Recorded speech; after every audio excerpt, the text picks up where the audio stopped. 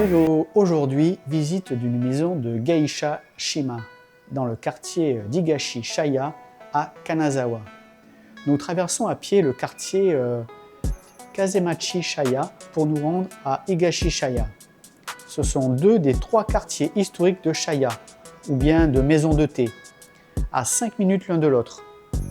Dans ces quartiers, les Oshaya étaient souvent utilisés pour désigner les maisons de thé, avec des geishas comme ici à Kanazawa. Ces établissements étaient associés à une tradition culturelle raffinée, contrairement au shaya classique. Le préfixe « o » reflète cette élégance. C'est justement la Oshaya Shima que l'on va visiter tout à l'heure. Pour le moment, voici quelques images du calme et de l'intimité de ce quartier traditionnel. Grâce à sa taille réduite et à son emplacement au bord de l'Asanogawa, il est idéal pour les promenades. Les façades ornées de treillis en bois, appelés kumuzuko, et les toits de tuiles sombres, typiques de l'architecture traditionnelle, enveloppent ce lieu d'une aura intemporelle et envoûtante. Nous nous promenons sur les berges de la rivière Asanogawa.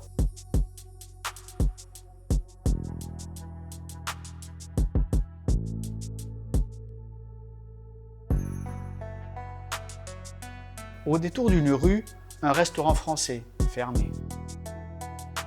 Nous arrivons dans le quartier d'Higashi-Shaya, plus touristique et animé, avec une plus grande concentration de visiteurs et d'activités.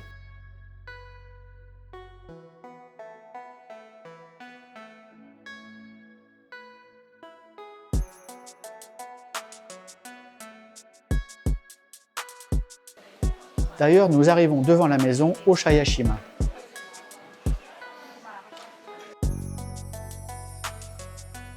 John nous prend les tickets et c'est parti pour la visite. À l'exception de l'éclairage électrique et des toilettes modernes, elle reste aujourd'hui à peu près la même qu'à l'époque de sa construction, 1820. Au rez-de-chaussée se trouvait la chambre des geishas, que l'on voit en image, avec des accessoires comme des épingles à cheveux, ornementales, des ustensiles de cérémonie de thé, etc. Toujours en bas, les quartiers des propriétaires, avec une chambre et un salon. À côté, c'est la cuisine que l'on voit en image.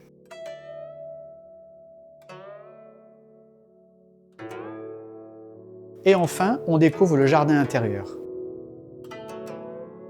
À l'étage, les chambres d'hôtes, des salles de tatami, des instruments de musique.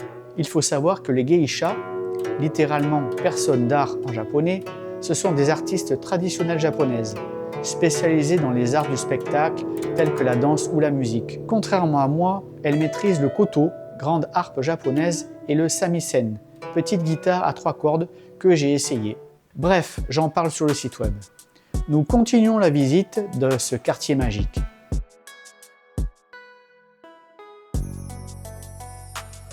Voilà un temple, comme il y en a beaucoup en ville.